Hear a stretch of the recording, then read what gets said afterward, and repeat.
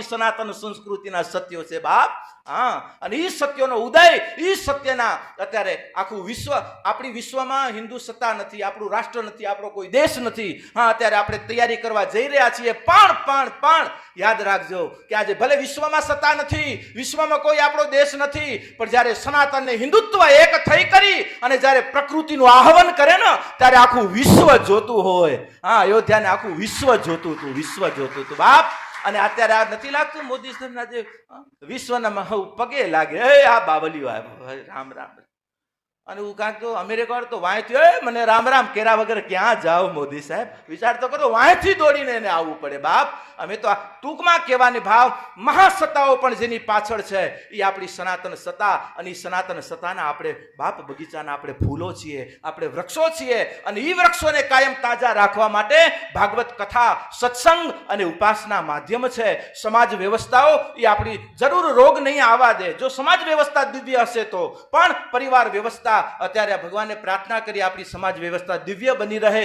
કારણ કે સનાતનના સિદ્ધાંતે ઘણી વખત સનાતનને લઈ કરી અને જે અત્યારે ભ્રામક વિચારધારાઓ અત્યારે પ્રગટી રહી છે, સમાજ અત્યારે જે ભયભીત, સમાજ અત્યારે જેમ જેને કહેવાય ને કે કોઈ દિશાહીન જ્યારે આમ સ્થિતિઓમાં જોઈએ, ત્યારે એટલું જરૂર કહું કે બાપ, સનાતન સત્યના આપણે ઉપાસકો છીએ. બસ આપણા સત્યને હાચવજો. સનાતન ના રાહ આપ મેળાએ તમને સત્ય બતાવશે, પણ આપણું સત્ય શું છે એને સંભાળજો. પરમ સત્ય તમારી પાછળ રહેશે. હું ઘણી વખત કહેતો હોઉં કે કોઈ પણ વસ્તુના બે છેડા છે. એક છેડો, એક સત્ય આપણા હાથે છે તો પરમ સત્યને પકડવું નથી, એ આપણા ભેગું ફરતું હશે, કારણ કે આપણું સત્ય આપણી પાસે છે. અને આપણા ભક્તો, આપણા સંતો આજે નરસિંહ મહેતાને યાદ કરે તો વિચાર તો કરો કે હા કેવું એને ભજન કર્યું છે. હા બાપલિયાએ આમ જેમ આપણે મોબાઈલ નંબરથી કોકને ફોન કરીને કેમ છો એમ નરસિંહ મહેતો જ્યાં આમ એક તારો લઈ કરી અને જ્યાં કીર્તન ચાલુ કરે ત્યાં તો ભગવાન નરસિંહ મહેતો કે કાના તને કઈ કામ નથી? આ એ કે નરસિંહ શું કરું, તારા ભજન એટલા પ્રિય છે, સાંભળવા માટે આવી જાઉં છું. ત્યારે ભગવાને ને નરસિંહે બે વિચાર તો કરો, આ ગુજરાતનું કેવું તત્વ હોય છે. કે આજે નરસિંહ મહેતો બાપને એમ કહેતો કે પ્રભુ તમે એમને ના આવો, તમને અનેકોની સંભાળ રાખવી છે અને તમે મારા ભજનમાં, અને મને ખબર નથી હું કેટલો સમય લાગી જાય, અને ત્યાં સુધી તમે સામે બેઠા હો. બાપ, હું જ્યારે બોલાવું ત્યારે તમારે આવવાનું. કે એના માટે શું કરશું? કે એક કામ કર કે નરસિંહ તું કેદાર રાખ, કેદાર રાગ. અને કેદાર ભગવાને આપેલો કે તું જ્યારે જરૂર પડે ત્યારે તું કેદારનો સથવારો લેજે, અને જ્યારે કેદાર ગાઈશ ત્યારે જ હું આવીશ, બાકી નહીં આવું. જ્યારે કેદાર ગવાતો, જ્યારે બાપનું શ્રાદ્ધ પૂરું કરી અને ભગવાન જ્યારે પાછા, જ્યારે માણેક મહેતીને કીધું, નરસિંહ મહેતાના ઘરેથી માણેક મહેતી જ્યારે માવડીને કીધું કે મહેતી, કારણ કે નરસિંહના રૂપમાં હતા, કે મહેતી હું સ્નાન કરીને આવું છું દામા કુંડે, એ કે જલ્દી આવજો, કારણ કે બધી માયા ઠાકરની હતી. ટૂંકમાં ક્યારેક વળી કથા સાંભળતા જ હશો. પણ જ્યારે ભગવાન દામા કુંડે ગયા, જ્યારે પરત ન આવ્યા ત્યારે મૂળ નરસિંહ જ્યારે પાછા આવ્યા અને ઘીની તપેલી હાથમાં હતી, અને ત્યારે વિચાર તો કરો, માણેક મહેતી કીધું કે આ શું વળી નાટક કરો છો, આ તપેલા લઈને આવ્યા?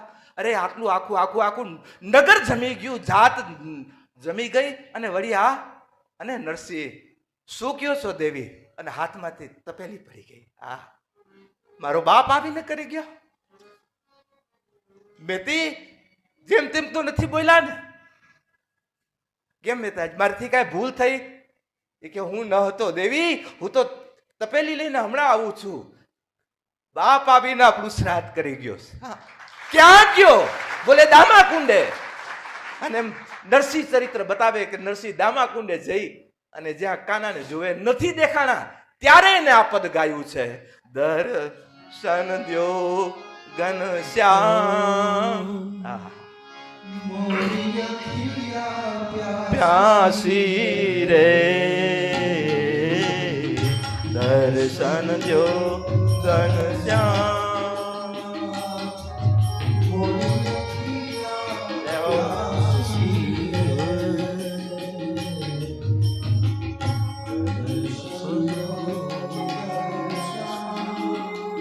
द्वार दया का जब तू खोले, द्वार दया का जब तू खोले, पंचम सुर में गूंगा बोले.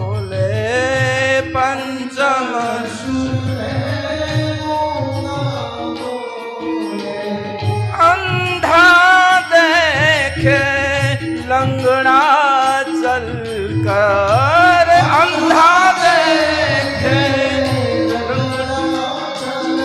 कर पहुँचे काशी रे दर्शन दो घनश्याम नाथ मोरी प्यासी रे દર્શન જો ઘનશ્યામ. આ પદ જ્યારે પૂરું થાય ત્યારે એમ કીધું બાપ હવે તું નહીં રાધાને લઈને આવ. અને એમ સમય કહેવાય કે ભગવાન લક્ષ્મીનારાયણ સુધી લક્ષ્મીનારાયણના જે સ્વરૂપો હતા એ સ્વરૂપોને લઈ સીતારામજી રાધા સ્વરૂપમાં બાપ શિવ પાર્વતી બધા જુનાગઢમાં એ નરસિંહના આંગણે એ બાપ જમતા હશે. કેવું દર્શન હશે આપણા જુનાગઢનું, આપણા ગુજરાતનું. અને ગુજરાતનું તો ગૌરવ છે કે જગતનો બાપ કૃષ્ણ બધી જ કુળોમાં બધા જ ઘરોમાં અત્યારે જે ભૂમિમાં બેઠા છીએ રમીને અંતે ક્યાં આવ્યા? ગુજરાત. કારણ કે એને ખબર છે કે મારી ગુજરાતના મારા બધા દીકરા દીકરીઓ મને હાચવશે. અને આજે કાનાને આપણે ગુજરાતે હાચવ્યો છે બાપ, ગુજરાતે હાચવ્યો છે. અને ગુજરાત અત્યારે આખા વિશ્વને હાચવી રહ્યું છે એમ કહી શકીએ ને. આ ગુજરાત હાચવી રહ્યું છે. એની પાછળનો આધાર આજે મારી અને તમારી શ્રદ્ધા નિષ્ઠાઓ, આપણે એક સત્ય પ્રત્યે, આપણી એક સંસ્કૃતિ પ્રત્યે. સંસ્કૃતિના બે સ્વરૂપો માનજો, એક દેવ સંસ્કૃતિ અને બીજી રાષ્ટ્ર સંસ્કૃતિ. ભક્તિના બે સ્વરૂપો માનજો, એક દેવ ભક્તિ અને બીજી રાષ્ટ્ર ભક્તિ. રાષ્ટ્ર ભક્તિ જેટલી પ્રબળ, દિવ્ય અને સુરક્ષિત હશે એટલી આપણી દેવ ભક્તિ. અત્યારે આપણે જુઓ તો આ અયોધ્યાજી અત્યારે હવે મહાદેવની તૈયારી ચાલુ છે અને અમારા બાવલીઓ લાગેલા છે યોગીરાજજી. મહાદેવને એને કીધું હતું કે રામ મર્યાદા પુરુષોત્તમ છે એટલે એ મર્યાદામાં બધું પચશે. હા, શિવજી ડમરૂ વાળો છે એટલે ત્યાં ડમરૂ વાગશે, પણ પછી મથુરાની વારી છે, હું તો મહાભારત વાળો છે બાપ, ત્યાં શંખનાદો થશે. હા, પણ ખેર ભગવાને કઈ પ્રાર્થના કરી કે બાપ આજે સનાતનની ચેતનાઓ આ તત્વોની સાથે છે અને આજે સનાતન સાથે અસ્તિત્વ છે એટલે આપણે સીધા હોટ લાઈનમાં છીએ. બસ હોટ લાઈનમાં કાયમ બની રહેજો.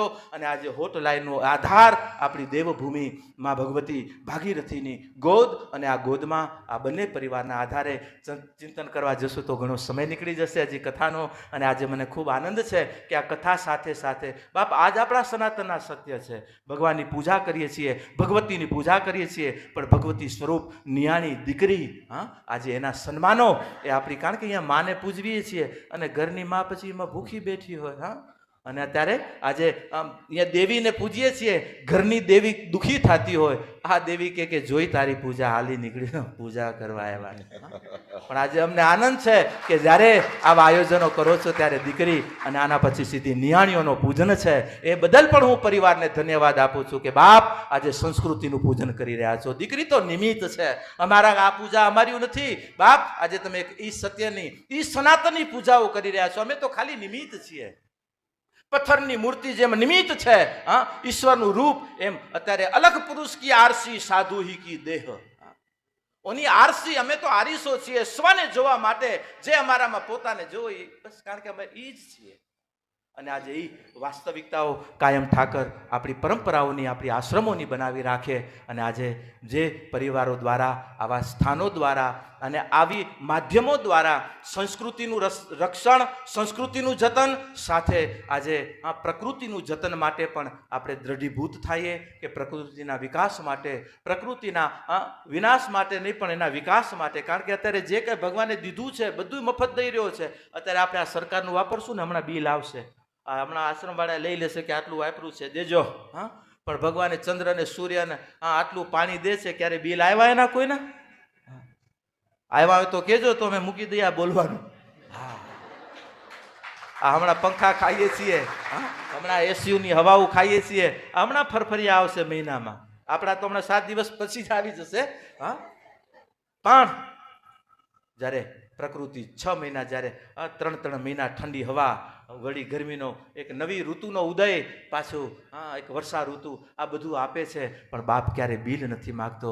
બાપ એટલું કહે છે બસ મારો છો, મારા બનીને રહેજો, આ બધું તારા માટે છે, ઉપયોગ કરજે, ક્યારે ઉપભોગ ન કરતા, ઉપભોગ ન કરતા. માટે પ્રકૃતિના સથવારે આપણી સંસ્કૃતિનું જતન અને સંસ્કૃતિના સથવારે આપણા સ્વનું જતન. અંતે વાત સ્વ સુધી છે કે જે સ્વ, જેનું કોઈ રૂપ આકાર નથી, અને એ નિરાકાર તત્વ સુધીની જે યાત્રા આજે આ સાકાર રૂપથી, આ સાકાર ઉપાસનાઓથી જે લક્ષ્ય સુધી જઈ રહ્યા છીએ, એ લક્ષ્ય સુધી જેમ માની ધારા સતત પ્રવાહિત છે, એમ તમારી જીવનની ધારાઓમાં ભક્તિ સ્વરૂપી, જ્ઞાન સ્વરૂપી ધારાઓ કાયમ પ્રવાહિત બની રહે.